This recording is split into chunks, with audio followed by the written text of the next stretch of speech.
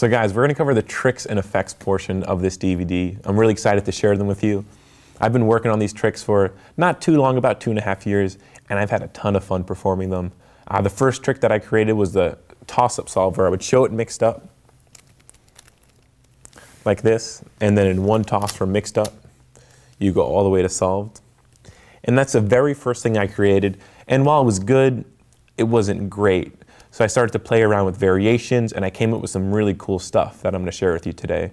When I first created this toss-up solve, I had an idea to do a solve slow motion at the fingertips. So whenever I would perform the toss-up solve, I would say to people, it's not done yet. I want to have it solve slow motion in the fingertips, but I didn't know how to get there. So I played around with variations, and I came up with a lot of fun stuff. And this is actually the slow motion, the imagination solve. So you want to show the Rubik's Cube. And we'll get about 20 moves away from being mixed up. So there we go, 20 moves away from being solved. I want you to picture in your head from 20 moves, imagine the Rubik's Cube at 10 moves. You might see some patterns form. Picture at 7 moves, you might see some shapes. And finally, imagine the Rubik's Cube just 1 move away. What would you see? That's the idea. So I came up with a lot of different concepts. I have one where you take a Rubik's Cube mixed up and you could toss it behind your back and catch it again solved. So it's a lot of fun stuff, and I'm really excited to share it with you.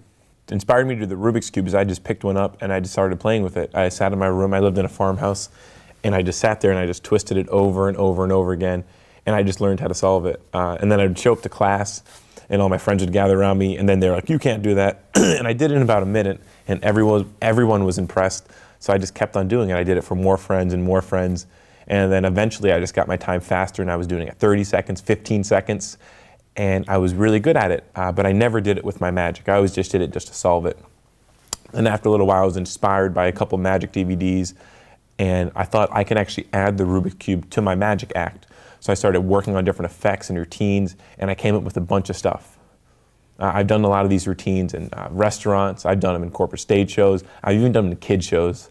Basically, when I was busking, I always had the Rubik's Cube with me, and occasionally someone would see it and like, solve it, solve it. So I sometimes solve it, but I never liked it as a magic trick. I mean, I did just to solve it, and I wasn't really impressed with solving in 15 seconds. I've done it so many times, I got complacent with it. Eventually, I saw a DVD about Rubik's Cube magic, and I got really excited and inspired, so I started to create my own stuff. And I'm having a blast performing it everywhere I can. A lot of time when you do like the toss-up solves, and it lands solved in your hand, you'll get a dead silence reaction. So a lot of times when busking, when I first did it, I didn't know how to get the applause with it, but I would do it, and people don't know what happened. So they just stare. They're completely confused. And a lot of times, if you give them an applause cue, then they'll start to clap. But I've got people jumping up and down. You know, it gets great reactions. I had a lot of ideas. I wanted to do a slow motion solve in my hand and have the Rubik's Cube solve itself, but I didn't have the workings of it. So I had the idea, but I didn't have the workings, and just over time after solving the Rubik's Cube tens of thousands of times and working all these different effects, I have to figure out what algorithms to do and how to place the different positions.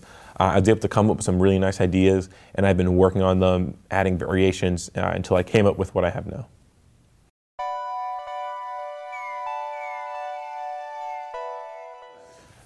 It is very important that you can already solve the cube for these tricks and effects, because you're going to be moving the cube in a specific pattern and you're going to mess up. So you're going to have a mixed up Rubik's Cube. If you don't know how to solve it, go back to the part 1 where I actually teach you exactly how to solve the Rubik's Cube. If you know how to solve one, we can move on. I'm going to show you all the different patterns that you're going to use to get all these desired effects.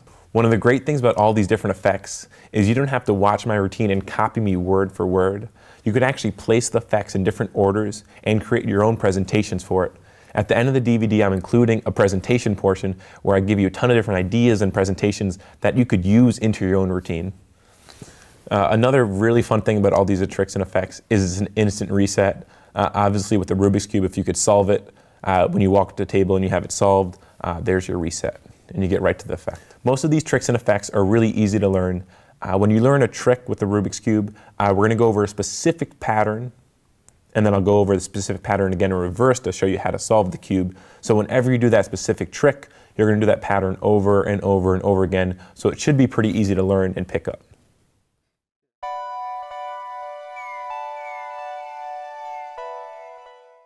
Right now we're going to cover some of the basics of the Rubik's Cube.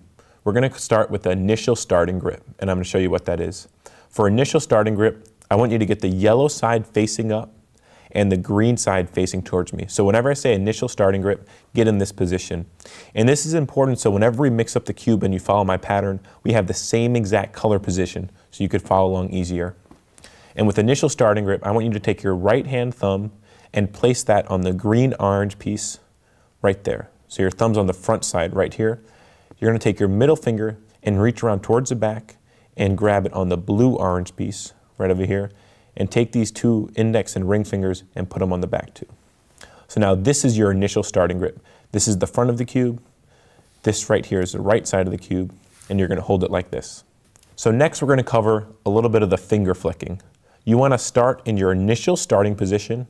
So get in that position, and I'm going to show you how to flick some of the sides with one finger, and this is important for some of the later tricks. So we're going to start with your index finger here. You're going to keep your middle finger and your thumb pressed against these two sides, and I want you to take your index finger and flick the top layer. You're going to do a U move. So this is what it looks like. You're going to flick the top layer like this.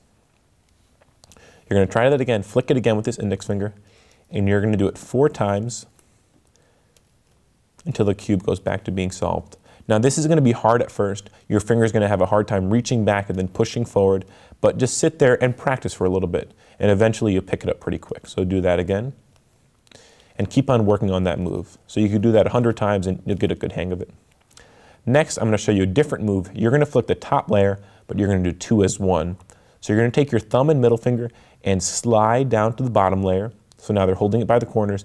And you're going to take your index finger and flick the middle layer. What happens is the middle layer is attached to the top layer. So when you flick the middle layer, they spin 2 as 1. So you're going to do this a couple times. Get a hang of doing this move and get it back to solved. The next finger flicking move I'm going to teach you is with your ring finger right in the back. What you're going to do is hold the cube in your initial starting position, and you're going to take your ring finger right here and reach all the way to the outside edge, right over here. If you can't do that, I want you to tilt your hand down so you're closer towards the bottom, and you're going to take your ring finger and just flick up the side like this. So this is doing a L prime move. So try that again. Flick the left side with your ring finger. If you want to, you could always use your pinky finger, but I think the ring finger is a lot easier. So just reach around and we'll flick it again with the ring finger. What you could also do is the same thing with this middle move here. If you slide your fingers over to the right, you could take your ring finger and flick the middle layer right here to flip 2 as 1. This is important to learn for later on in the DVD, so practice doing this. So when you get a good hang of all these moves, I want you to try flicking the upper layer, doing the left side. Get a good feel about these moves and make sure you can do them with one hand.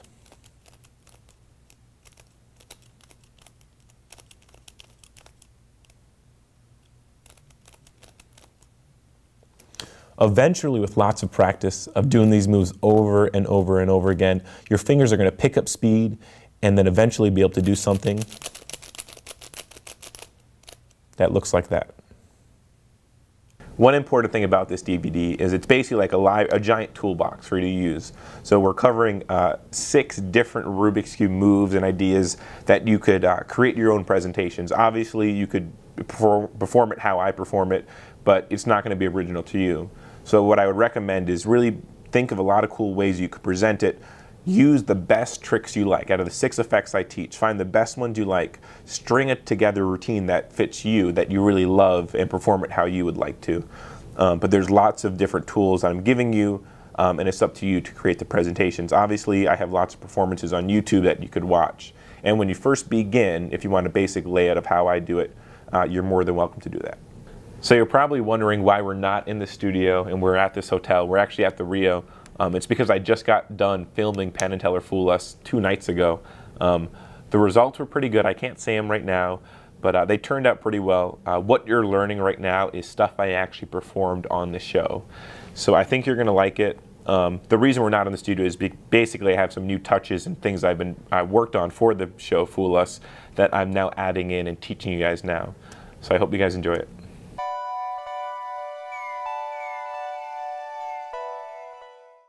So this is the intro for the one-handed mix-up. The one-handed mix-up is used for the bag solve and also the behind-the-back toss. I'm going to show you what it looks like from your point of view, and then I'll show you some cool things about it. So this is what the one-handed mix-up looks like to get set up in.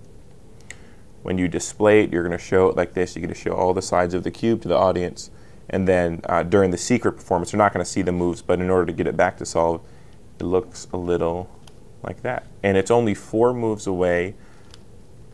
That's 4 moves. That's your display, and you're going to do 4 moves to get it back.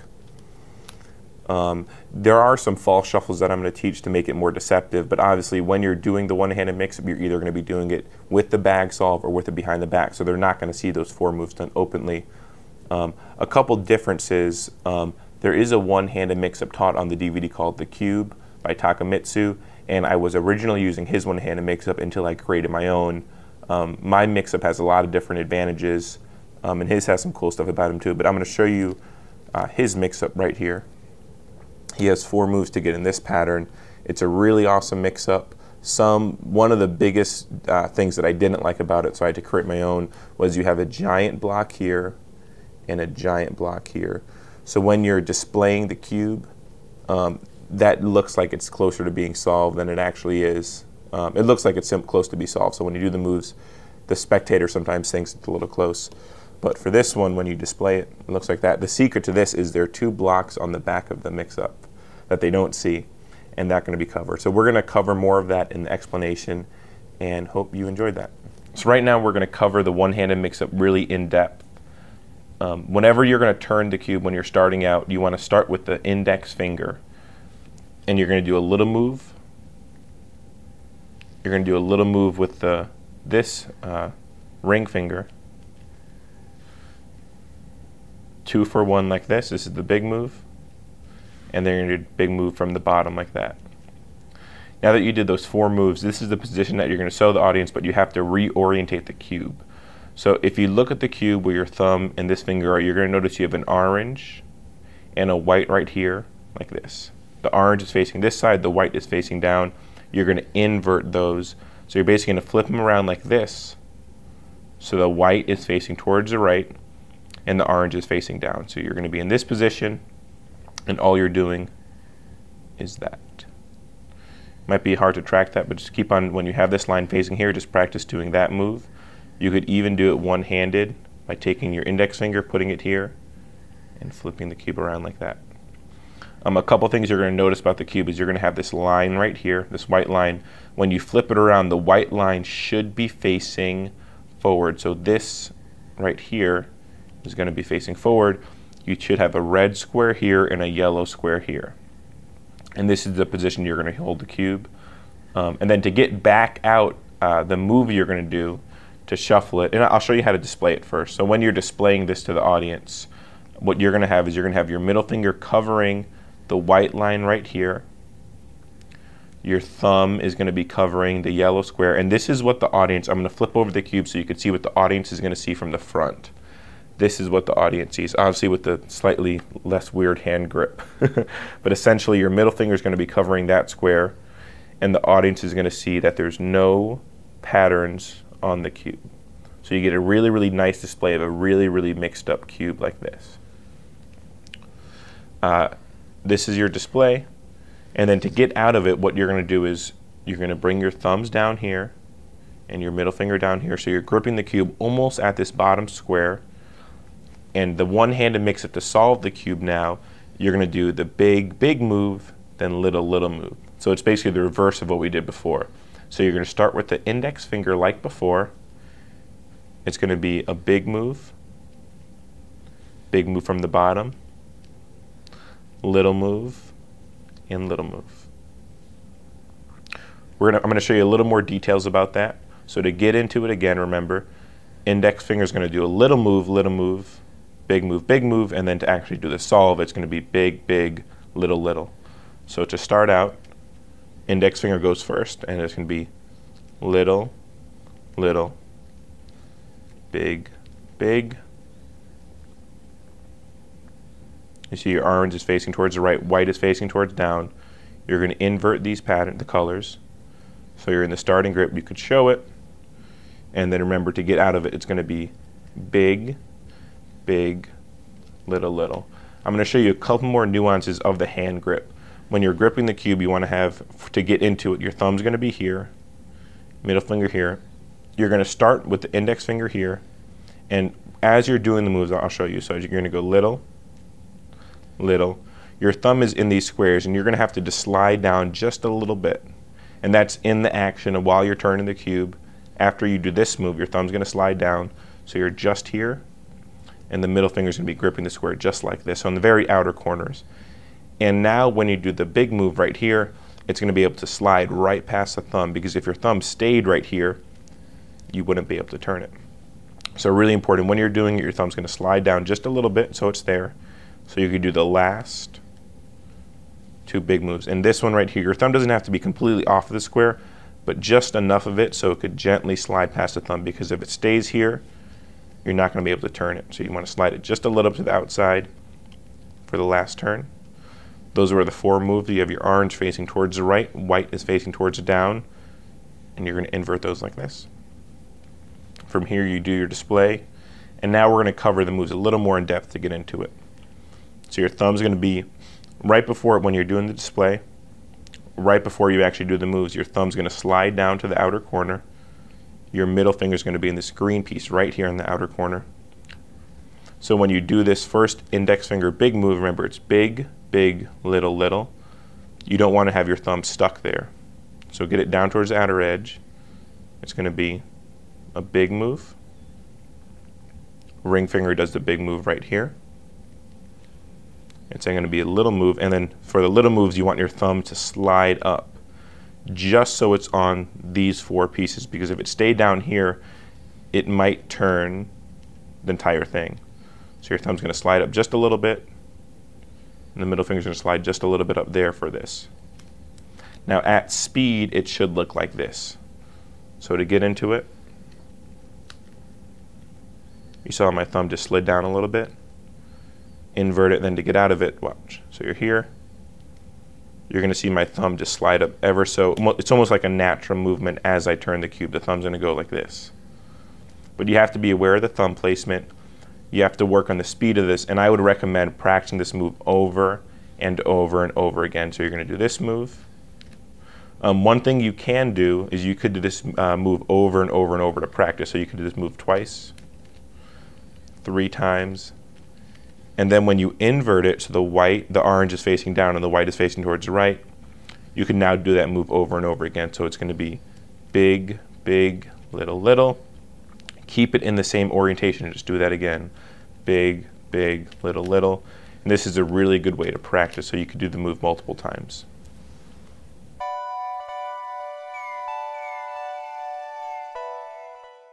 The importance of the false shuffle, it allows you to actually mix up the Rubik's Cube, but then get it back to the original state. So it looks like you're scrambling up the cube more when you're really keeping it in the same exact order. So I'll show you that now. So this is what the false shuffle looks like. So you start from a solved cube and you go right back to a solved cube. And it's a really simple move. All you're doing is an R2, U2, U2, R2. I'll do that again. You're turning the right side twice, then you're turning this top side all the way around back to that position, and then it's doing the right side twice. Now it's not deceptive if you do it all together, so you're actually going to break up those moves. You're going to turn the right twice, and then flick the U twice, do a U2. And then right here you're going to pause. You're going to create a time delay so your audience is going to look up at you or talk, and they hear you mixing it up. And then as soon as they look away, you're going to start to mix it up again. So they won't be able to follow the pattern that you're doing. I'll show you the false shuffle from another cube. So this is what a mixed up cube will look like. You're going to have a preset pattern for a lot of the tricks you're going to be doing. So when you have the cube in your preset pattern, you're going to perform the false shuffle to make it look more deceptive, like you are mixing up the cube. So this is the false shuffle right now.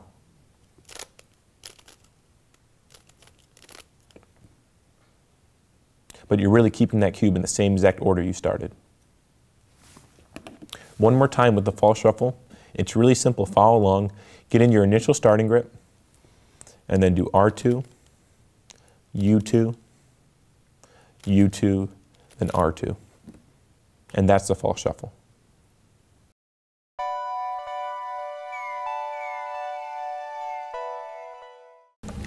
So now we're going to cover a basic false shuffle that could be used for any of the moves we learned. So whether it's the wave solve, imagination solve, this is a really simple false shuffle that looks really good.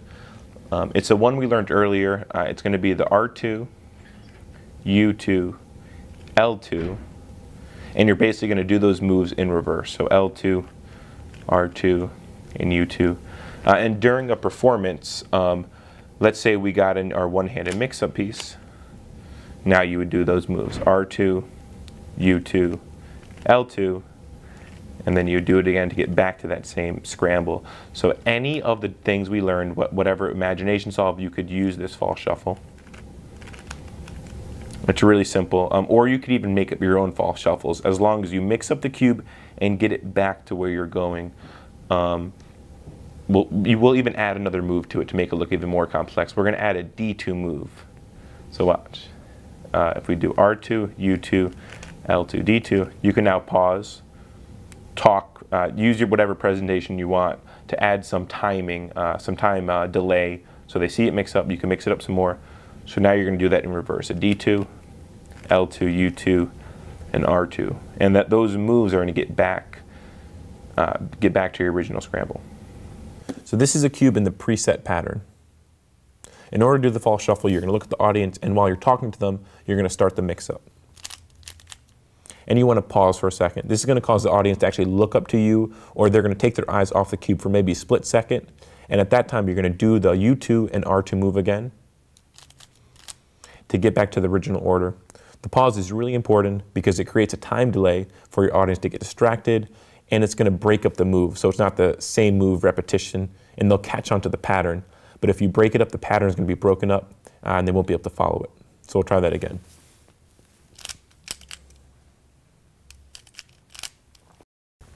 Another important thing is when you're actually doing your false shuffle, you want to be talking. Talking is the best type of misdirection for magic. So while you're talking to the audience, you could do your false shuffle, and they're not going to be paying attention to the cube. They're going to be hearing the cube move, but they'll be listening to you talk. So while you're doing that, while you're talking, you do your false shuffle, and it's going to be a lot of added misdirection. And that's the false shuffle. So guys, we just learned all the basics for the tricks. We learned the initial starting grips, we learned all the flicks, and we just learned the false shuffle. So now you have everything you need to know to move forward to all the different effects.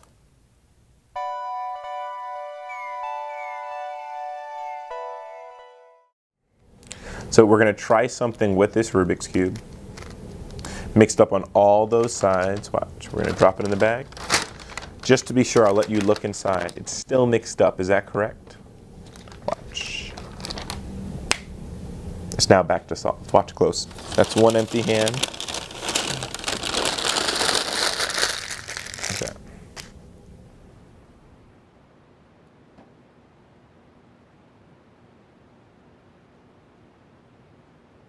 So now we're going to go into the explanation of the bag solve. You're going to pick up one of these paper bags from any store in the world basically, Walmart, CVS, whatever you can do, just pick up a standard paper lunch bag. I've actually cut out a hole so you can see the inner workings of the bag solve. There's two ways to do the solve. You can solve it going into the bag, or you can solve it going out of the bag. Here's how you solve going in. You're going to do the standard mix-up to get into the setup. You'll have the orange facing right and the white facing down. We're only going to use this color scheme so you can follow along. Obviously, you can use any color scheme you want, but for now, let's stick with these colors. You're going to invert it like that to show it. You can do any false shuffles at this point in time. I'll do the basic one we learned earlier. So now that you're here, you're going to do the same moves we learned earlier, but you're going to do them as you go down into the bag. So you're going to display the cube like this, and while putting it in the bag, you're going to do the 1, 2, 3, 4 moves. A couple tips for the moves. We'll go back into the one-handed mix-up. Remember, it's little, little, big, big. Invert it like that. And while you're going into the bag, you want to be smooth and slow. It's not a quick put into the bag. As soon as your fingers get past the edge, you're going to do the first move. Remember, the moves to get out is big, big, little, little. It's going to be 1, 2, 3. And right as you reach the bottom, you're going to do the last move slowly, and your hand is going to come out. At this point, you can snap your finger. We'll go over some presentation ideas later on. So that's the one-handed mix-up going into the bag.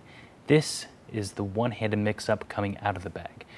This move is a little bit more challenging, but it's really neat when you see how you can use it. So you're going to get into your one-handed mix-up, invert the cube like that. So you're here, and you can do a couple more false shuffles with it.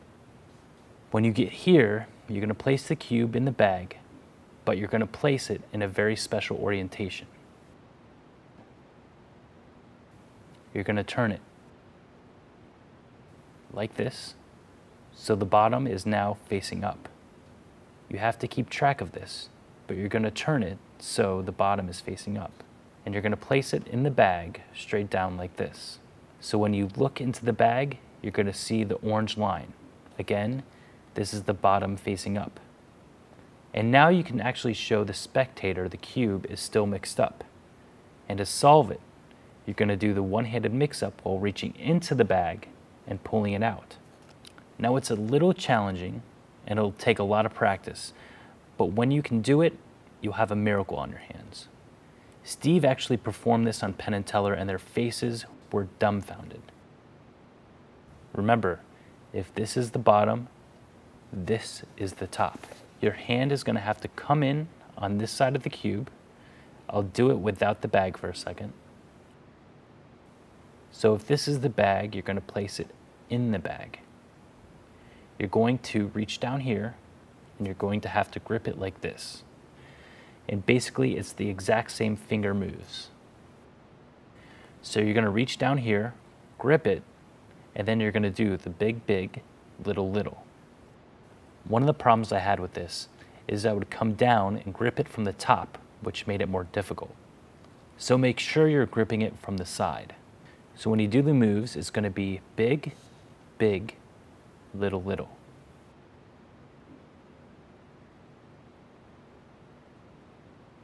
One thing you can do is drop the cube from the top so you'll display it.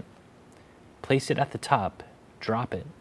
One thing you have to make sure is the cube doesn't turn on its way down, otherwise you'll have to reordinate it. But this is a nice move where you come here, drop it down, and show that it's still mixed up. Here's at speed. The most important thing is that you want to be smooth with this. There's no jerky motions. Don't try to pull this out real fast. You can drop or place it at the bottom. Come on this side of the cube and then do the 1, 2, 3, 4. And if you're having trouble, slow down. You're going to want to be as smooth as possible. Even if you fumble a little bit, it's still going to fool people, and it's really awesome. So we just covered the explanation of the bag solve. Now we're going to go through some fun presentation ideas. There's so many different ways you can present the bag solve. I'm going to go through a few, and I'll let your brain think of some yourself. But some of the ways that I perform it are, in fact, like this. You could get to the bag solve. You place it in the bag and say, oh, when I snap my fingers, it's going to be completely solved. Sorry, my hand got caught up. It's going to come out completely solved. Snap your fingers, drop it out. You want to pretend like you're holding a second cube there. Obviously, everyone in the audience is going to be, rolling their eyebrows, saying like, oh, there's another one in the bag. Milk it any way you want, and then you almost have a vanishing cube effect at this point. So you pull it out, solve, they look over here, and then you basically, so you have a vanishing cube in that aspect. A couple other ways you can perform it. So if you get to the mix-up, when you solve it coming out, so you can actually drop it down like this. you show it mixed up to the audience, and then you have the gag where it's solved. And obviously they don't believe you now, but you say, wait, the hard part is when you get it to go back to mixed up. That gets a really nice laugh at this point. They don't believe you. No, no, I'll prove it. And then now you could solve it going down, or you could actually drop it in. You show it again and say, I'll do it again, watch. It's solved. So you get this running gag of they don't believe you that it's being solved, and then you would do the bag solve, the one-handed mix-up while you come out of the bag. Then you could crumple it up to prove it's empty. There's lots of cool applications of exactly how you're solving it when you put it in the bag. You could get gags out of it, lots of laughs. There are a lot of really cool applications on the one DVD we talked about, the cube. So I highly recommend buying his DVD to learn some of the stuff he does with it. You could use his one-handed mix-up or my one-handed mix-up, which I like, for the bag solve. Some different applications of the one-handed mix-up we're going to go through further. But that's some basic presentational ideas, and I hope you guys enjoyed that.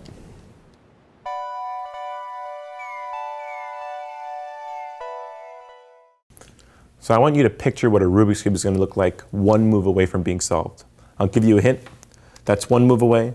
There's 2, 3, 4. When you get to about 10 moves, you might recognize some shapes and patterns, but when you get to 20 moves, you're not going to recognize anything. So we'll try this. Picture the Rubik's Cube from 20 moves away from being solved. Imagine if it's only 10 moves away from being solved. Picture at 7 moves away, you might see some shapes and patterns. Finally, imagine just 1 move away exactly what you would see.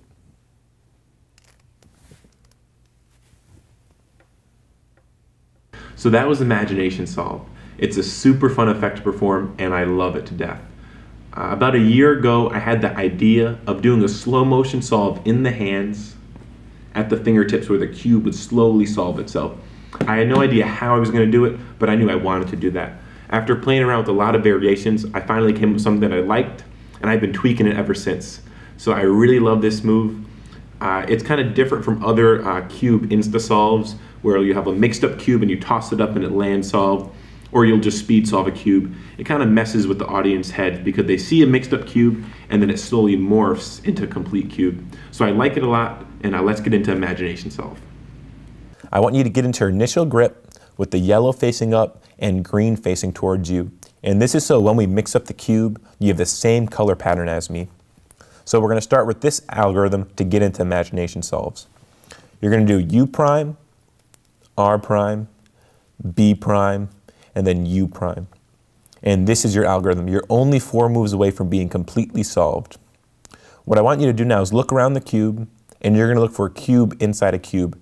And that's going to be your locator stickers. Look around and you're going to notice down here you have a little cube inside of the cube. And you want this on the lower side pointing towards the right, so right over here. You're going to look up top on your top layer and you want to see a square right over here. If you don't see a square, that means your cube is inverted like this or like that. And you notice in those 2 positions, you're still going to have this cube inside a cube on this right side. So there are 3 different possibilities of where it could be facing. This way, that way, notice there's still no square up here, or this way. So you want this cube inside a cube on the lower right side facing towards the right, and this square up top here. You're then going to put your fingers in the initial starting grip, and that means your thumb on this side right here, and your middle finger on the back right here, and grip the cube like such. And here's what you're doing for the Imagination Solve. You're going to start by turning your wrist up, and you want to make sure you see this white square right over here, closest towards you on the right side, and you're going to do the index finger flip move that I showed you. It's this move right here. So turn your wrist up, locate that square, and you're going to cover the front so they don't see this index finger move. As you turn your wrist up, cover the front, do the index finger move right now, and then you're going to grip the back side of the cube and then lean your hand forward, keeping your hand horizontal to your body.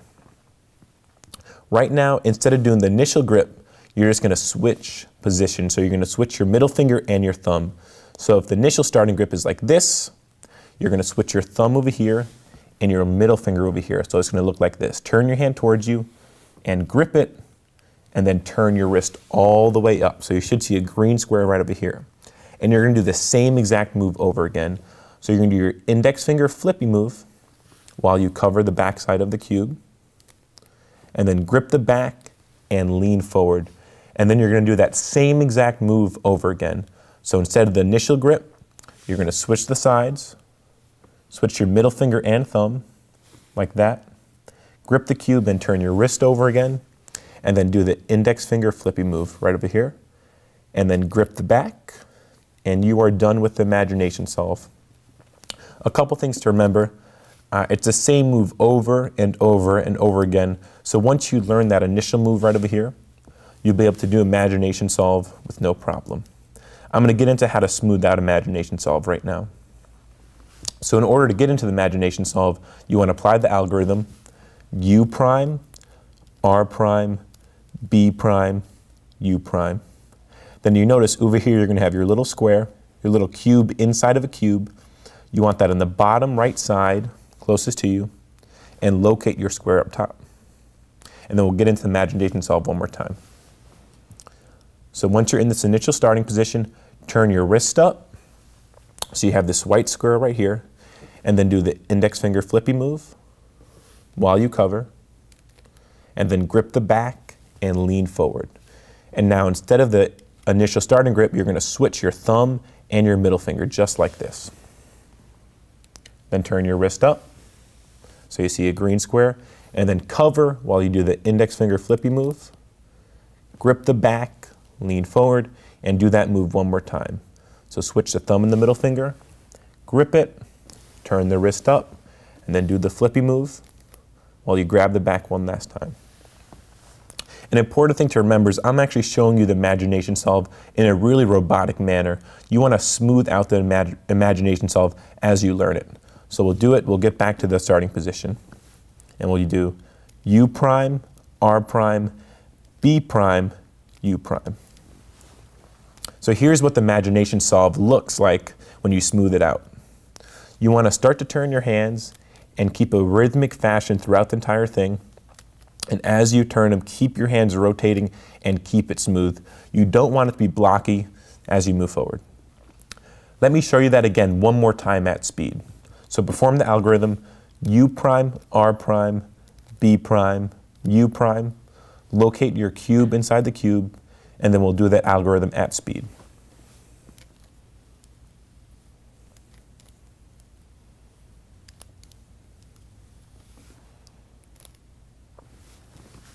So let's cover the angles of imagination solve. If you're doing this for just one person, when you're doing the move, you could keep your left hand flat so they could see a lot of the cube as you rotate it in the hand. So as you rotate it and you're doing the finger flicking move, you want to keep your hand flat and show as much of the cube as possible while you do the move.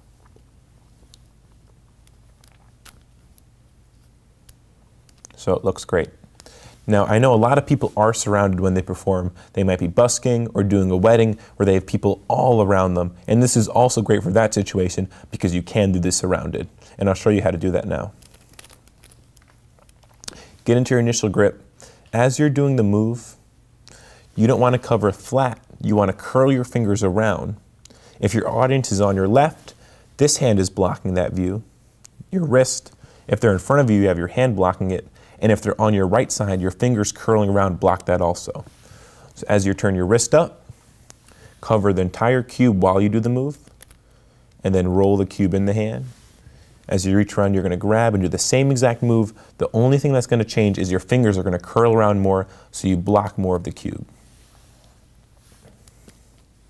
And obviously for the people in back of you, you have your body blocking that. So if you want to, you can move the cube closer towards your body to make sure you cover all your angles. One thing that people stumble upon when learning imagination solve is which side to turn while you're turning your wrist over. So I'll show you that now. When you get to the start of your imagination solve and you already applied the algorithm, when you turn your wrist up, it's very important to note the only move that's going to turn the cube is your right index finger. It's going to push the top layer like that. And essentially when you turn your wrist up, you're still going to push the top layer like this, but your hand's just going to be upside down. So imagine yourself doing this, except you're going to do it when you turn your wrist up and you cover your hand, and you're going to use that index finger to flick that piece right there. And then you're going to apply the grip where you switch your thumb and your middle finger right here. So your thumb's going to go to the back, and then your middle finger is going to come to the front. So just switch those two, grab the cube and rotate it all the way over. And then your index finger is going to flick the top, but upside down, just like that. Grab the back, lean it forward, and do that one more time. So switch the thumb and the middle finger, rotate the cube all the way up, and then flick it one last time. Now, when I did the presentation for Imagination Solve, I'm lying to the audience. I'm telling them I'm actually 20 moves away. In reality, I'm only 4. The presentation that I use is I tell them I'm 20 moves away, then I'm 10 moves away, picture it at 5 moves away, and then finally imagine just 1 move away. In reality, I'm only going from 4 moves away, from 3 to 2 to 1. So I'll try that now right here. I want you to picture from 20 moves away what the Rubik's Cube would look like at 10 moves. Picture in your head at 7 moves what you would see. Then finally imagine if you're only 1 move away, what would you see? And that's it right there. Another nice thing about the presentation is I tell the audience, I want you to picture the cube 1 move away right before we start the effect. So they kind of get an idea in their mind what that would look like. So we go from 1 move, 2, 3, 4. And then from here, you're going to do false shuffles. So I tell the audience, at 10 moves, you might see some shapes. At 20 moves, you're not going to recognize anything. And that was just a false shuffle. So essentially, we're back to the pattern of the Imagination Solve. So we're ready to go. We're only 4 moves away. And that's when you do the presentation. Picture from 20 moves away what the cube would look like at 10 moves. At 7 moves, you might see some patterns. And then picture just 1 move away exactly what you would see. So that was Imagination Solve. I hope you guys loved it. Be creative. I want you to think of a new presentation to add to it. You have all the tools you need to create something really awesome, but think outside the box. And I want you to think of a fun, creative way to present it. So that's Imagination Solve. Let's move on to the next effect.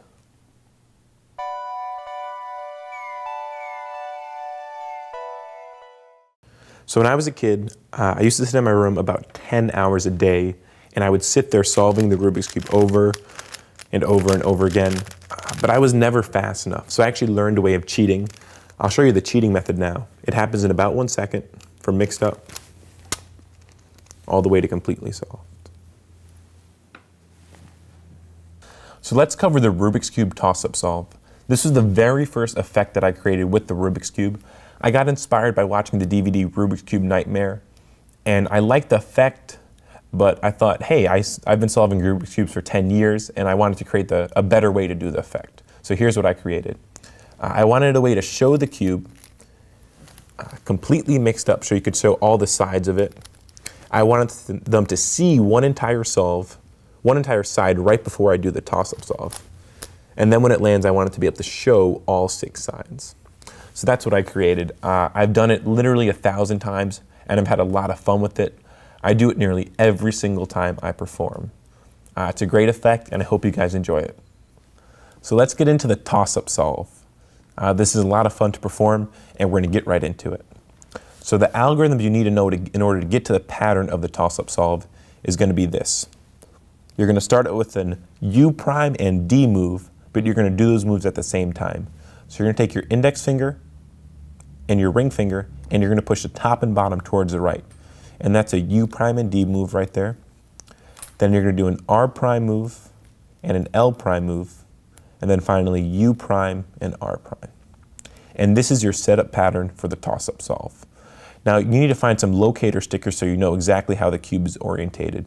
If you look on the bottom right after doing that algorithm, you're going to notice you have a line right over here. You want to locate that line and have it on the bottom. Also, when you get done with this algorithm, if you keep the cube still, that's your position to get right into the toss-up. So locate your line right here, have that towards the bottom, and you also want to make sure you have 2 stickers on your left right here at the top. So keep the line vertical. If your line is vertical this way and you don't have 2 stickers here, you want to make sure you flip the cube 180 degrees like that. So locate your line and make sure you have your 2 stickers here. And here's how you do the toss-up solve. You want the audience to be in front of you right over here on the back side of the cube. And as you talk to them, you can mix it up more. You could use presentations of cheating, but as you use your pattern, you're going to do an R-U move. So try that again. Make sure you have your line and your two pieces, and perform an R-U move as you turn both your hands to this side right here. So from here, R-U, as you bring the right side to the new front. And you're going to place this cube into your left hand right here. Keep it flat. And this is the side that the audience is going to see. So when you turn your hand forward, they're going to see this side right here. Another important thing to note is you actually want to hide the sides. The left side and right side are, you can see the lines right here, and it's not very well hidden. So you're going to take your left thumb and have it along the sides right here, and your fingers along this side. And remember, this is the back the audience is going to see. You want to take your fingers of your right hand, your middle finger is going to line up right along the orange, and the other two fingers right along here. So essentially you're holding the cube like this, and the audience is going to see the back right here. And here's how you do the solve. As you turn your hand up, you're going to turn your left hand up and turn it horizontal, and you're going to take your right hand and you're going to turn the front towards the right like that. So right here, the front towards the right, and then you're going to take your thumb and your fingers and you're going to slide them forward. So now they're on the middle layer too, and you're going to turn the middle and the front as one unit, just like that. Now you're in this position to do the toss-up.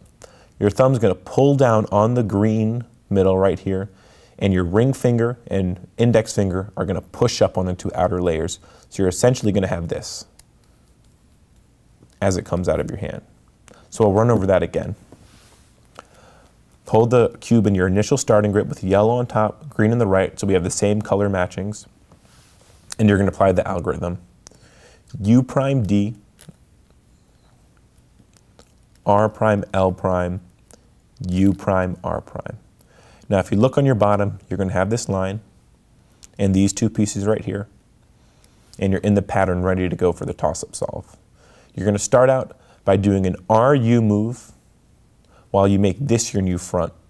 So RU while you turn the cube, and you're going to place it flat into the hand while you cover the sides and lean forward. So the audience is going to see this right over here. You want to point this towards them. If you're surrounded, make sure you have your fingers up here, and you're going to put your three fingers right on the top. You could show the cube now. You're going to show this side to everyone. And as you tilt your hand up, you're going to do a front move to the right, like that. Slide your fingers up, grab both the middle and the front as one unit, and turn that again. So now you're in this position. Now your thumb's going to pull down while your fingers flick up, just like that, and that's the toss-up solve. A nice thing about the toss-up solve is you can do in high or low as you want. So I'll get back into that real quick.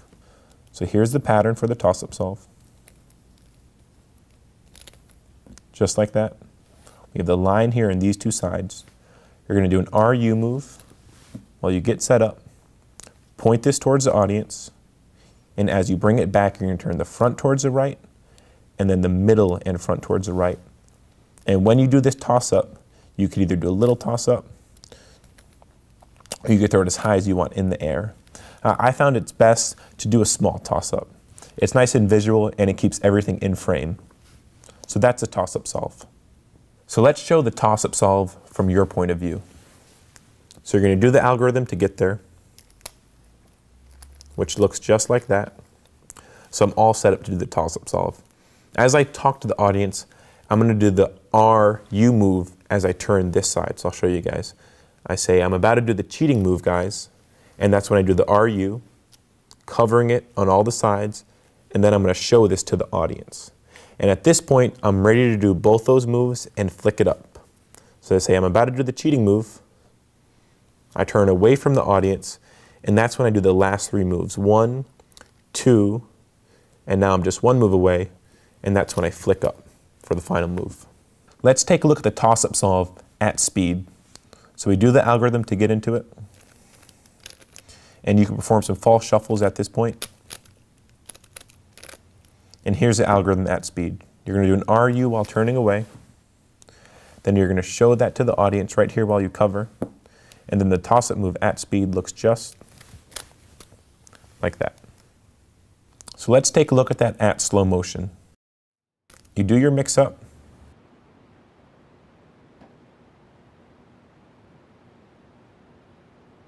You could apply some false shuffles.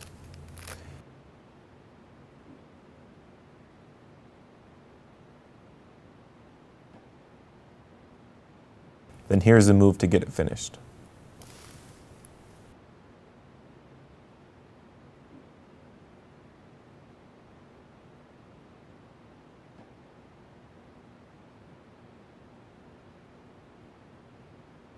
So that was the toss-up solve. I hope you guys had a lot of fun with it. I've been doing this effect forever, and it's a really great effect. My presentation that I use is I say that I'm cheating with the Rubik's Cube. You could say anything you want. So make it fit your character and present it in your own unique way. Now that we learned the toss-up solve, let's move on to the next effect.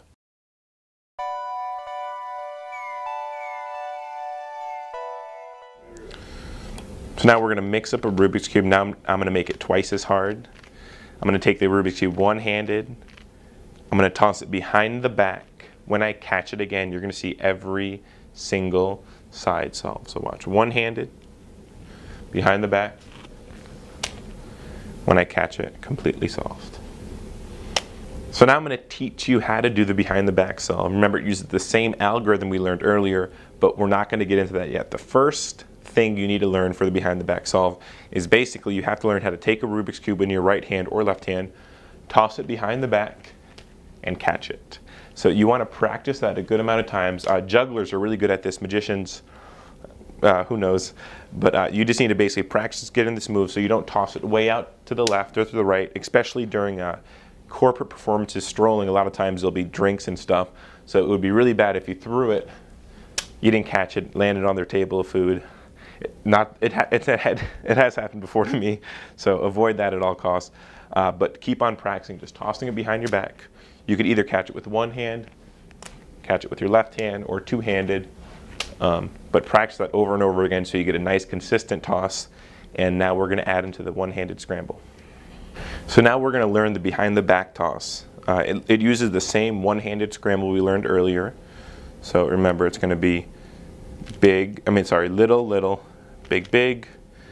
Now you're in your setup, and to do the setup out of that, it's going to be big, big, little, little. And you're going to do those moves while you're tossing it behind your back. So you get to your setup, you could do false shuffles, scrambles, whatever you'd like at this point. You're in your position. You could show it, remember, on all the sides. You have the two blocks here that you don't want them to see, and also the middle finger's going to be covering right here. So you have to display. When you're doing the toss-up, you're actually going to start to do the moves when you get right behind your leg.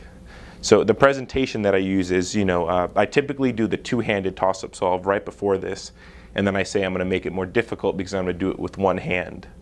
And then as you come down, you're going to get right here, and that's when you're going to start the moves right as soon as you get past. And more important than doing a quick movement, you want to do as more a smooth movement. So you're here, you're going to go, I'll turn a little bit. 1, 2, 3, and then as the fourth toss-up, you're going to do the final move like that. We'll do this at speed now. We're in the setup algorithm, the one-handed mix-up. As you come down, this is at speed right here. You're saying all mixed up, one-handed, behind the back. So it's not a really quick movement. You could take your time with the mix-ups. It's more important that you're smooth with it. So we're going to do the performance now of it, but this is it as slow as possible. So you get here, you're in your set position, the one-handed scramble. As soon as you get behind your back right here, that's when you're going to do the first move, second move, the third move. Then right before you toss it up, you have that last move. You're going to do that last move during the toss almost. And the move is as you're coming here, your four moves away, you're going to do the first move right as you get past the thigh right here.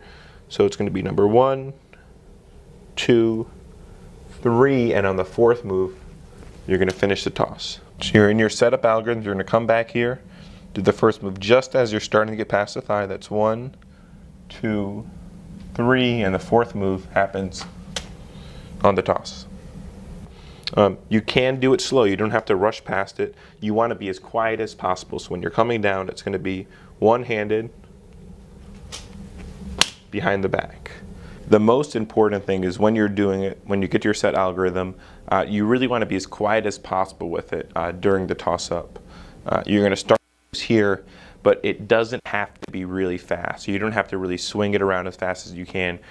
One thing that people will say is you have a second cube, which is actually 99% of the time when I do it for lay people, if I do it this slow, they're going to say, you switched it, second cube, where's the other cube? Which is great because now you could prove that there's no cube. So if you do the behind the back toss, when you come around, second cube, a lot of times people will pat you down, or I mean, they won't pat you down, but they'll look there and like, they will say there's no second cube behind them, which is really cool since they're guessing the entirely wrong method. It's a really fun move. I highly recommend you practice behind the back solve, and you'll have it in no time.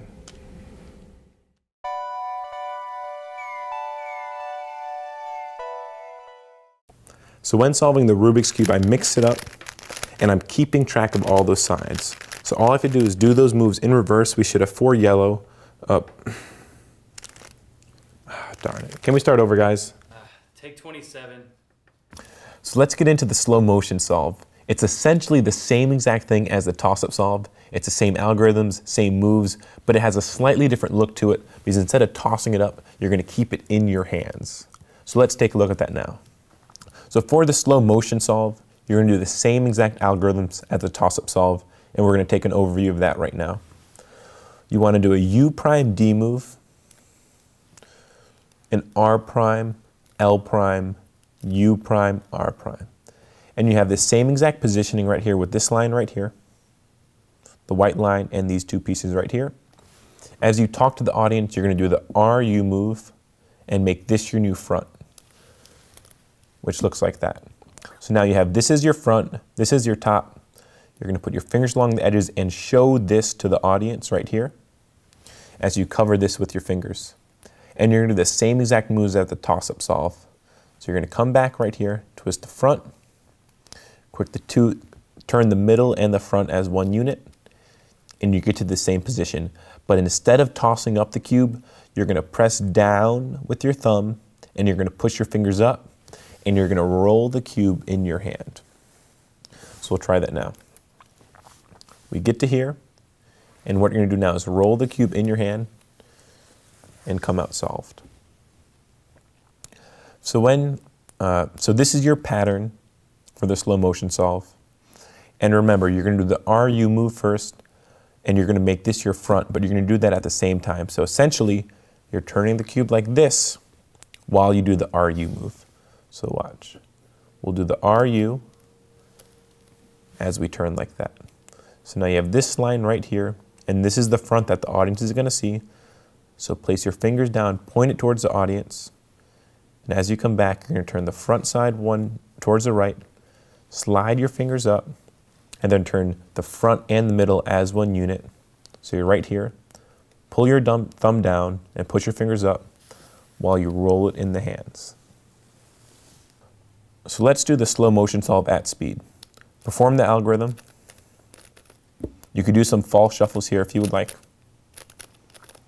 And then here's the slow motion solve at speed.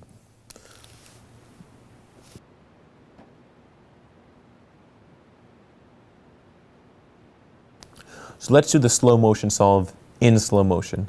Perform the algorithm.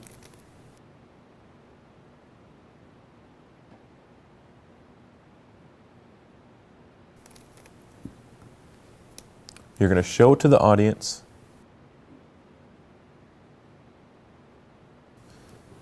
And then roll it in the hands.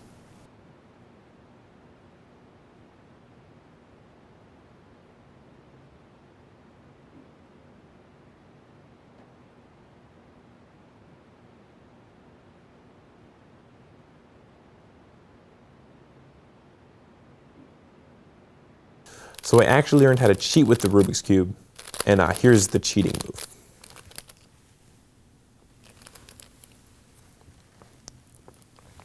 Now you notice that that was slightly different pattern that I used for the studio performance. The nice thing about this effect is you could perform it any way you want. I did kind of a joke in something funny with the studio performance, but you could talk about cheating patter. You could talk about how you blow in the cube and it solves itself. So have some fun with the slow motion solve, and I hope you guys enjoy it. The best thing about all these effects is you could actually set up the effects right in front of your audience. You could perform the set algorithm and get in the position, and then from that point you could do false shuffles as you talk to the audience or present your patter, and then from there you're all set to go with the move.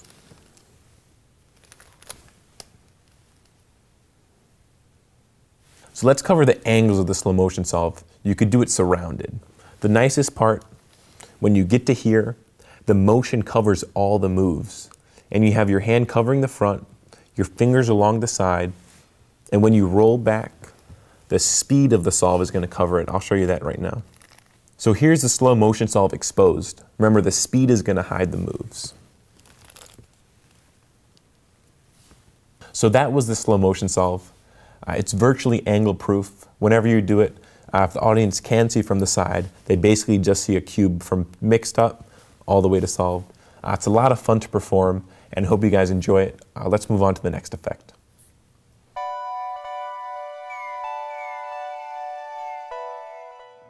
So let's get into the color change solve. This is kind of an experimental solve. It's kind of interesting. I don't use this all the time, but I have had a lot of fun creating it, and I do perform it for some people, and I think it'd be fun to show you guys. So let's get into the color change solve. So right now we're going to get into the color change solve. This is probably the easiest effect to learn on this DVD.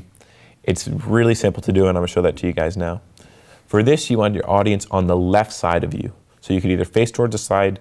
This is kind of angly, so you don't want to do this in every situation, but make sure your audience is on the left side of you. And here's the move to get into the color change solve. You're going to use your left index finger, and you're going to turn the top of the cube this way. So you're going to do a U prime move like this. Just like that. Then you're going to rotate the entire cube forward towards you, like this. And then you're going to do the same exact thing. So a U prime move, and you're going to do this move 4 times total. So there's the second time right here, U prime, rotate forward. Here's the third time, U prime, rotate forward. And finally a 4th time, U prime, rotate forward. So it's the easiest solve to get into. And right now, since your audience is faced off the left side, they're going to see the color change solve happen with the red center. So they're over here. This red piece right over here is going to slide into here. So as your hand covers down, you're going to do an index finger move with your right hand like this. So you're going to come down, do the move as you wipe back, and you're going to notice your first red piece lines up. And what you do now is just rotate the cube forward like that. Now at this point you have these 2 red pieces. They're going to line up right over here. So the presentation I use is just watch the red stickers. So right now I'm going to come down, cover with my hand, and I'm just going to do a U move right here with the index finger. So cover, U move, then wipe back. Another important thing to note is when you do the U move, your finger is going to be inside here. There's a couple ways you could do this. As you cover, you could go slow, do the U move, and get your finger back in time, so it's the same position, or you could just ignore it. You basically could cover, do the U move, and hope they don't notice. But I really recommend watching in a mirror, doing over and over again, so you could come by, go slow, do it, and then come over. This is pretty angle sensitive, so it's only best to perform this for 1 or 2 people at a time, or maybe 5 if they're tight together. So you're going to rotate forward now. Now these 2 red pieces are going to slide in right over here. So you're going to come forward, do the move, wipe away, and then finally one last time, come over and do the move. So I'll do that from the beginning. Get yellow facing up and green facing towards you, so we have the same colors. And then you're going to do a U prime move, rotate the entire cube towards you, another U prime move, rotate the entire cube towards you, one more U prime, and then finally rotate again, and one last U prime. There you go. Now we're doing again with the red side, so you're going to line up this piece right here. So you're going to cover, do your move, rotate it forward, cover, do the move, rotate it forward, cover, do the move, and then one last time, move it forward, and then do the move. A couple important things to note. Make sure to practice this in the mirror over and over again, just to make sure it looks really good. So it's definitely a fun solve to play around with, and I hope you guys enjoy it. So let's take a look at that again. You're going to use your left index finger to turn the side, doing U prime move, rotate it forward, U prime. You're going to do this 4 times. Rotate it forward, U prime, and then finally one last time, rotate forward, U prime. Now remember, you want your audience to the left of you. Now if the audience is standing in front of you, you're going to turn your entire body to the right. So your left hand is covering this side of the cube, and the audience is in front of you. So one more time, you're going to do to get it back to the solve position, you're going to do an index finger move up here, and then rotate forward each time. So if the audience is now in front of me, I'm doing it like this. Cover, rotate, like that. Now you're going to spin the cube forward. And remember, this is my front right now. I want you guys to imagine that I'm facing towards the right and my audience is right over here. So rotate forward, cover, rotate forward, and cover. So let's look at the angles for this. You're looking at the cube from my point of view. If you want the audience to be over towards your left. If the audience is in front of you, what you're going to do is you're going to turn your entire body to the right, turning your hands like this. So now you're facing this way. You're looking at the cube at the green side, and the audience is now still on your left since you turned your entire body. And then you're going to do the moves. So get in the setup position. Now at this point, you can do some of the false shuffles that I did teach you. And then right now, you're going to do the color change solve with the red side right here. So this piece is going to move over here. So as you cover, do the move. You're going to cover, do the move. And you're going to do that 4 times exactly.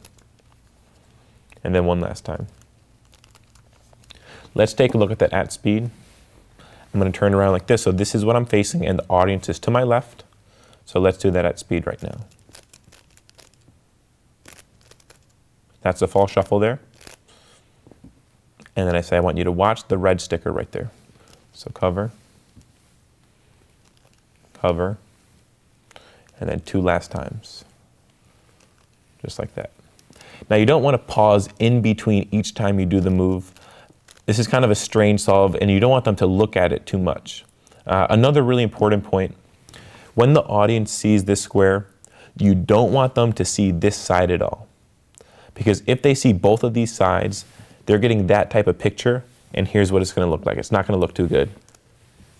They're basically going to see this side line over here. Even if you cover it up, they kind of get the idea. They piece it together in their mind, and they know something's happening. So make sure when you show an audience, you're just showing them this face and maybe a little bit of this face, and you want to make sure to avoid showing this face. And this is the side that's actually showing towards you. So whenever you're showing an audience, and let's say they're towards my left, you want to tilt the cube closer toward you like that by turning your thumb in, just like that. So one last time at speed. Cover. That's once. That's twice. That's 3 times. And that's 4 times. So let's take another look at the color change solve. Remember, if you're the audience I'm facing towards you, I want to make sure to turn my entire body towards the right. So now you see my left side of the cube, and we're going to do the color change with the red side. Now it's important, you don't want to turn too much this way, because then they're going to see these stickers line up. So you want to make sure to keep the front side towards you tilted in a little bit. And then you're going to do your color change solve. You want to make sure to practice in the mirror to make sure this finger isn't flashing too much, because you're doing it too fast. Now you notice there's going to be a slight noise to this. If you're in any type of performing environment, that's going to be completely covered and they won't hear a thing. So that was the color change solve. It's a lot of fun to perform. It's kind of angly, so make sure you practice your angles in the mirror. But I hope you guys have a lot of fun with that. This is a performance only of, I call this the millisecond solve. So this is still in development. It's a really cool thing. This is after you do the behind the back toss on all these things. You can now say, I got so good at cheating, I'm going to show you the millisecond solve. So you could show it mixed up on all those sides. If you blink, you're going to miss it. Watch close. Like that. And that's the millisecond solve.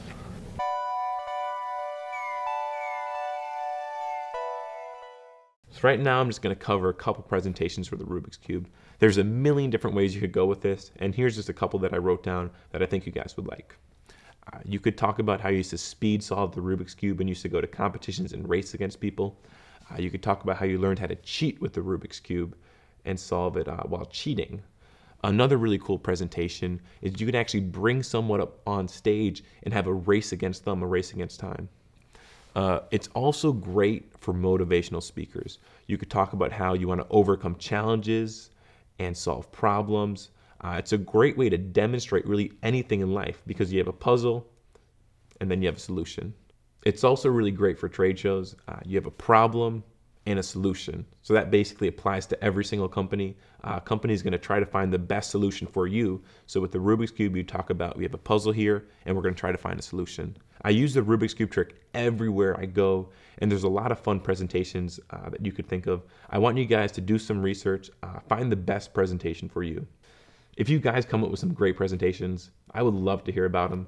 I love finding new things about the Rubik's Cube, so if you have a cool idea, feel free to email me.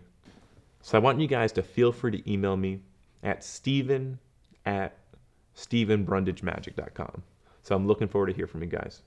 So if you guys are having any trouble, or even if you come up with a really awesome idea, feel free to add me on Facebook, message me, and I would love to hear from you guys.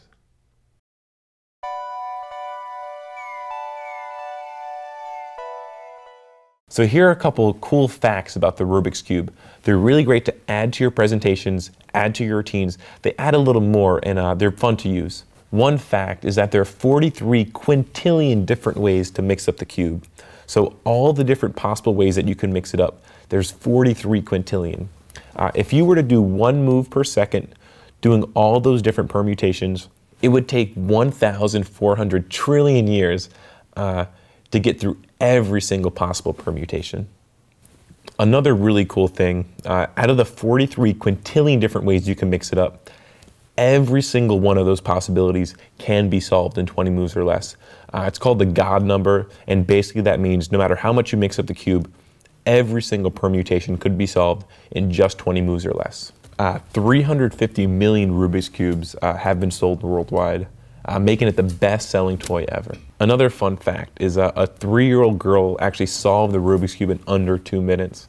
So what I would recommend is go online, search for fun Rubik's Cube facts, and you'll find a whole list of them. And I'll definitely add some to your presentation, and I'll have some fun with that. Also note, when doing this Rubik's Cube trick, avoid doing it in front of Asians. They will get offended that you could solve the cube faster than them. So it's really important you either avoid the Asians or slow down your times so it's over a minute as to not offend them. Nice. What else? Sure. Right now, the world record for solving the Rubik's Cube is about 5 seconds. So it's insanely fast. By the time this is released, it might be even faster, but definitely check out that time and you could use that in your presentation.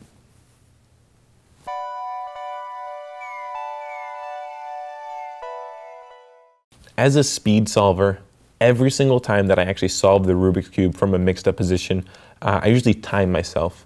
And it's basically a really fun thing to do. You'll sit there, mix it up, time yourself, and then solve it. Right now, I solve it in probably around 15 seconds, maybe 14 if I'm feeling good that day.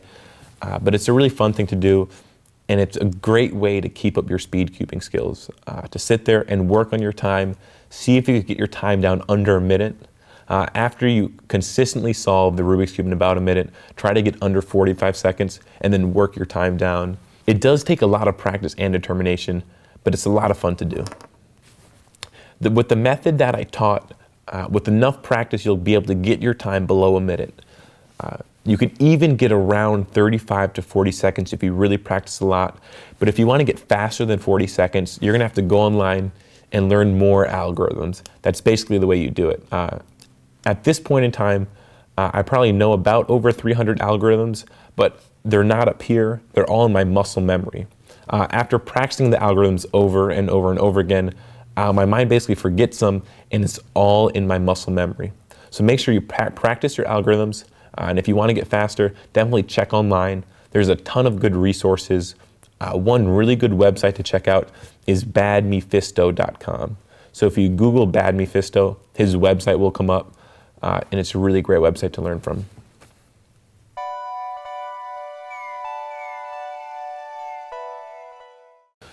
So I'm going to talk to you about how to take care of your Rubik's Cube. When storing your Rubik's Cube, you don't want sharp objects or pens next to it, because if they're both in a confined space and you have a sharp object digging down underneath the stickers, it's going to peel up those stickers and you're going to start to chip them. If I do it just a little bit, you're going to start to see that piece start to chip up right over there. So it's very important when storing them. You can store it in your book bag or in your case or really anywhere, but make sure there's no sharp objects pressed up against it. Another really important thing that I found out, I was actually storing about 10 cubes in my close-up case, and I squeezed them all together so they were all being pushed together, and when pulling them out, the stickers started to scrape against each other. And it happened on this Rubik's Cube here.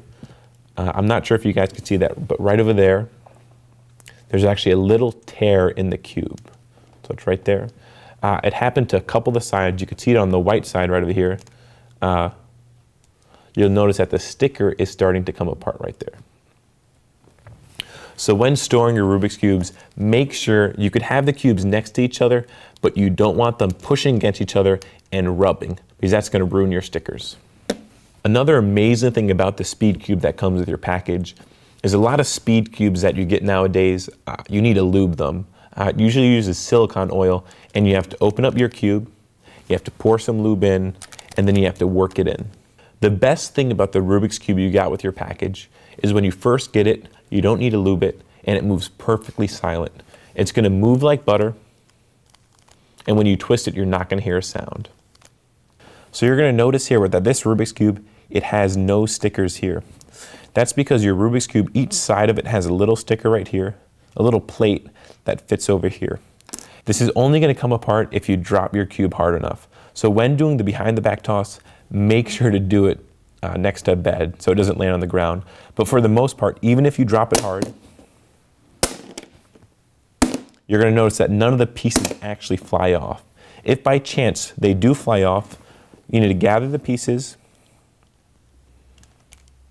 and you're going to have to press them in there. It's a little difficult, but you want to line them up perfectly and then slide them right in and push them shut. Another important thing to note about the Rubik's Cube is you could actually change the tensions of the cube. So right here, you could actually reach inside and peel off the center caps. These are all the center caps. And then you're going to have screws on all the centers.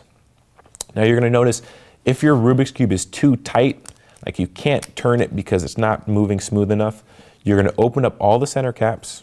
You're going to go in here, take your fingernails. I don't have much of a fingernail. Right here, you're going to pull them off.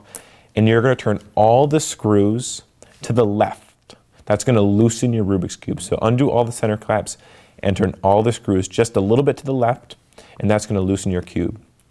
If you notice that your cube is too loose and pieces start to fly off, so when you hand the cube to someone and they mix it up fast, you have a piece fly off, you want to open up all the center caps and turn all the screws to the right to tighten it just a little bit, not enough so you can't turn it, but enough that none of the pieces are going to actually fly out like that when they turn it. So really important, if your tensions aren't right, readjust them. When your cube comes, it should be tensioned perfectly, so you probably won't have to adjust these. When popping off the center pieces, you might not want to use your fingernail. You could definitely take a knife, avoid hitting the sticker, and just slide it in that gap and pop off that piece. And then to get it back on, you're going to line it up perfectly, press down. We'll try with this one, line it up right on top, keep it square, and then you're going to press down to lock it in place. So if you're underage, make sure before you grab the knife and stick it under there, make sure your parents are around to help you out with that. You could also use a flathead screwdriver or any type of object with a flat surface to stick under there and kick it out.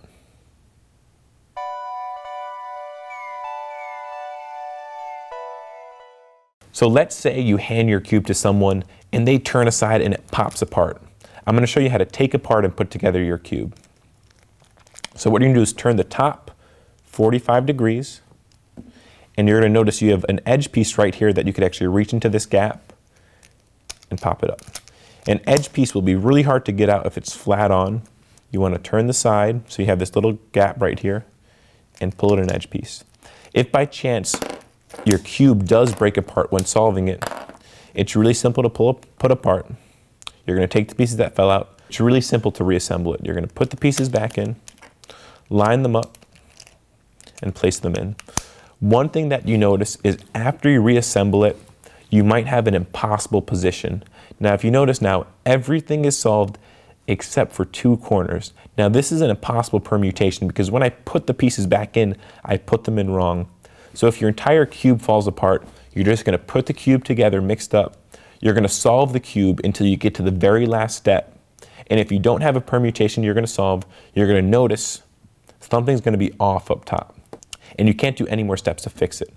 So at that point, you're going to take apart the top layer, switch around the pieces that need to be switched. So we're going to swap these 2 corners, and then you're going to place your edge piece back in. Now, real quick, I'm going to show you what happens if your cube completely falls apart.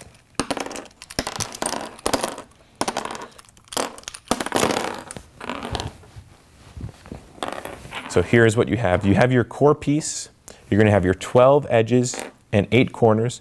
And here's how you put your cube back together. You're going to start with an edge piece, line it up here. So you have it there. And you're going to grab 3 more edge pieces, and you're going to start lining them up, making a ring around your cube. Now, it doesn't matter which pieces you grab or which colors you're using. Just make a ring around it. And then what you're going to do is you're going to take your fingers, spread them like the Spock sign, and you're going to place the core just like that. So now you have support below this entire ring. And you're going to start grabbing edge pieces and corners and start to build the top. So grab a corner first, slide that in right there. Make sure you have a good grip here and that the pieces aren't going to fall apart. And you want to keep it just like that. So grab an edge piece, and you can't put an edge piece in straight on. Remember, you want to turn the top a little bit so you could slide it in at that angle. Do that with the corner piece and start to build around the cube. Now, this is going to take some practice to do, but after a while, you should be able to do it relatively quick. We have 3 more pieces right here. So there's 1, there's 2, and finally there's the 3rd one. Now we have the 2 bottom layers done. You're going to flip your cube up. Now this is going to stay together pretty well. Hold it in your hand, and then finally add, whoopsie, add the last couple pieces.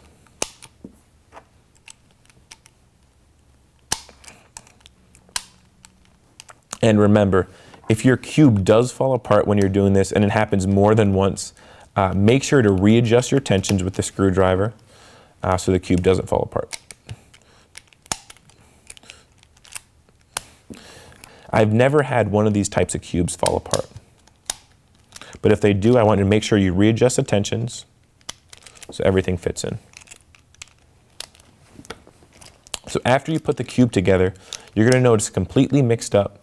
You're going to solve it, but you might have an impossible condition. So in that case, take out the top layer and fix it. But at that point, that's how you put your cube back together. So I just put the cube back together from after it fell apart. So I'm going to do a quick solve real quick.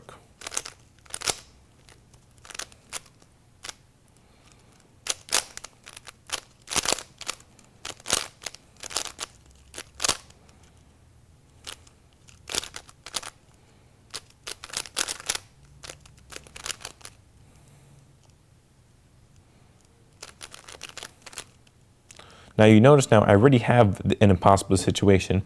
This situation will never occur. At this point, I'm going to turn this piece up, and then I'm going to turn this yellow edge piece up now. And then I'll solve.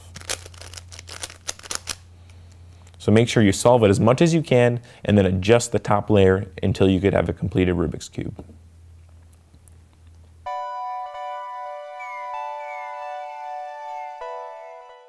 So right now I'm going to cover some of the flourishes that I've been doing in some of the performances. The first one is this right here. It's a cube spin. You're going to start by placing one of the corners of the cube into your right hand thumb, and then take your middle finger and put it on the top corner right there and get a firm grip. You don't want to apply too much pressure because then the sides are going to turn on you. So you want a nice soft grip, tight enough that it's not going to fall, but loose enough so you're not going to squeeze it down. You're going to take your left hand thumb, put it along right over here on this corner, and then you're going to spin the cube. If you hold it more at the fingertips, you get a nice fast spin, and it'll spin for a while. If you have it on the pads of the fingers, it won't spin as long.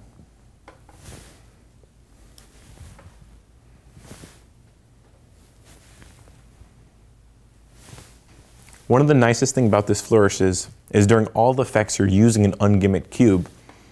So when you do all the solves, you have a Rubik's Cube with all 6 sides complete. So this is a great way to show all 6 sides complete without inherently saying, hey look, all the sides are done.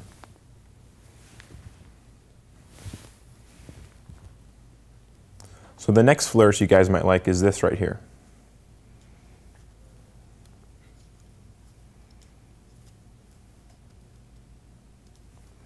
And I'll show you how to do that now. You want to start by making a rock symbol, I believe that is. And you're going to place a cube right over here between the horns, and then lift your fingers up and grip it just like that. And then what you're going to do now is curl your ring and middle finger in like this. And these knuckles are going to push the cube up around right here until they're on top, holding it like this. Then at this point, your thumb of your hands is going to go all the way to this side of the cube and then tilt it up in the hands. So you're now holding it like this. And then at this point, you're going to rotate it around, bring these fingers in, and grab the cube back into the position. So try that again. Bring your fingers up around, so it's down. Bring your thumb across so it grips on this side, and you're going to swing it around, bring those fingers in for right here. So we'll try that again at speed. Now you could either do this flourish 2 ways. You could do it fast, or you could do it slow and controlled, almost like a slow motion falling down Rubik's Cube.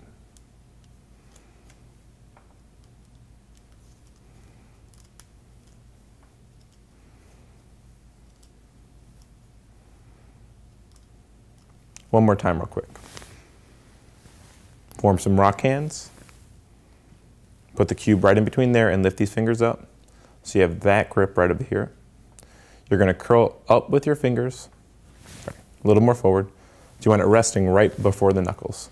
So curl up with your fingers and roll them around to the top. Bring your thumb from the left side all the way over here. Then you're going to twist around. You get to here, and then rotate the cube back on top. Let me try that again. So you're going to rotate your fingers underneath, all the way to the top, and then take this thumb, come around here, and swing it up, and then you're going to rotate your fingers back on top.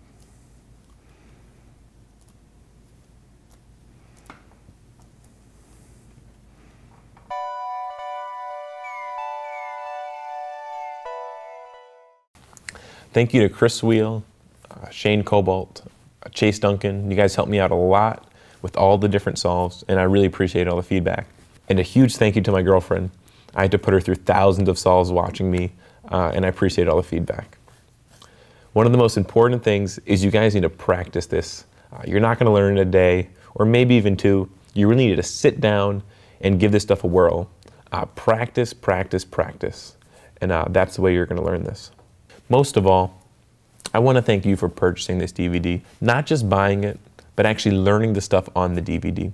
It's not the easiest stuff in the world, and it's going to be kind of challenging, but I really want you guys to put in the time and make this an awesome routine.